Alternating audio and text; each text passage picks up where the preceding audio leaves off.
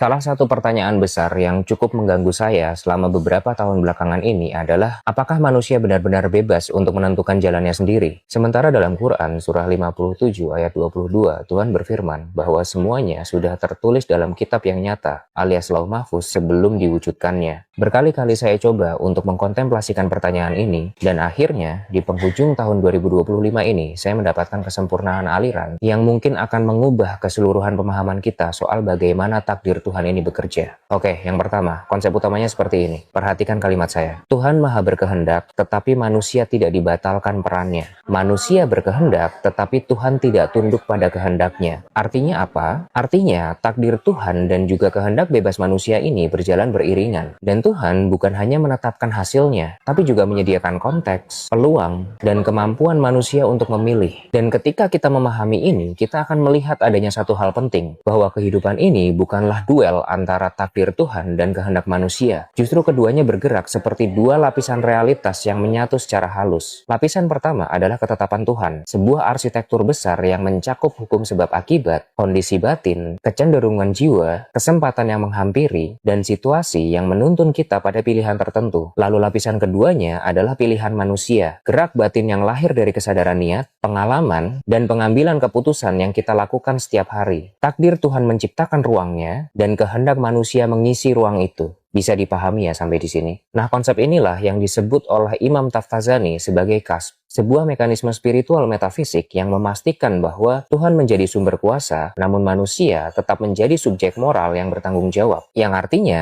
ketika kita membuat suatu pilihan, pilihan itu memang nyata, tidak ilusi, tidak otomatis, dan tidak dipaksa. Tapi seluruh kapasitas batin untuk memilih, mulai dari kemampuan berpikir, kecenderungan hati, sampai cara memilih peluang yang datang di depan kita, itu semua tercipta dalam kuasa Tuhan. Ilustrasi sederhananya begini, Tuhan menyediakan kita pena, kertas, dan kemampuan untuk menulis. Tapi manusia yang menentukan apa yang akan ia tulis. Tuhan menciptakan gerak tanganmu, tapi kamu yang menentukan apakah gerak itu menjadi kebaikan atau keburukan. Ketika kamu memilih untuk berbuat baik, maka Tuhan ciptakan kemampuan itu. Ketika kamu memilih untuk berbuat buruk, Tuhan juga ciptakan kemampuan itu. Karena apa yang menjadi milikmu bukanlah hasilnya, tapi niatnya. Jadi kesimpulannya, hubungan antara takdir Tuhan dan kehendak manusia bukanlah pertentangan, tapi sebuah harmoni yang saling melengkapi. Takdir memberi kita panggungnya, free will memberi kita perannya. Dan setiap pilihan yang kita ambil, kecil ataupun besar, semua menjadi bagian dari kisah yang sudah Tuhan ketahui, namun ia tetap mengizinkan kita untuk menuliskannya sendiri.